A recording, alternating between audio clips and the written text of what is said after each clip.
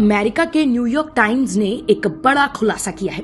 अखबार के मुताबिक इजराइल को 1 साल पहले से ही पता था कि हमास उस पर भीषण हमला करने वाला है।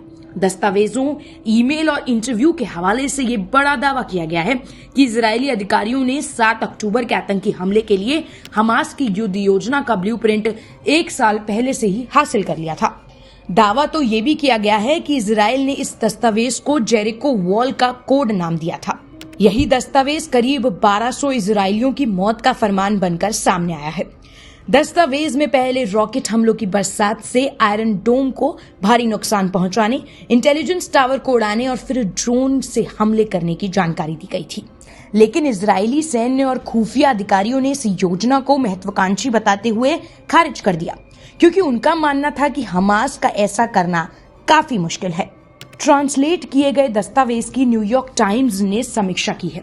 उसमें दावा किया गया है कि हमास ने हमले के लिए कोई तारीख नहीं तय की थी, लेकिन गाजा पट्टी के चारों ओर किलाबंदी को खत्म करने, इजरायली शहरों पर कब्जा करने और एक डिवीजन सहित प्रमुख सैन्य ठिकानों पर हमला करने के लिए डिजाइन किए गए एक व्यवस्थित हमले का विस्तार से जिक्र किया गया था। गौर करने वाली बात यह भी है कि हमास ने चौंकाने वाली सटीकता के साथ इस ब्लूप्रिंट का प्लान किया था।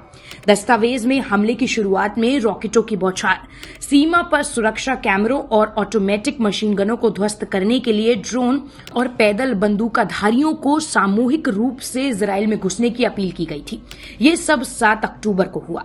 दावे के मुताबिक ये दस्तावेज इजरायली सेना और खुफिया एजेंसियों के बीच व्यापक रूप से प्रसारित हुआ, लेकिन दस्तावेजों और अधिकारियों के अनुसार एक्सपर्ट्स ने माना था कि उस पैमाने और महत्वाकांक्षा का हमला हमास की क्षमताओं से परे था। और अब अधिकारी निजी तौर पर इसे स्वीकार करते हैं कि यदि सेना ने इन चेतावनियों को गंभीरता से लिया होता और साउथ की ओर से ज्यादा सतर्कता होती तो इजराइल इन हमलों को धीमा कर सकता था या संभवतः उन्हें रोक भी सकता था।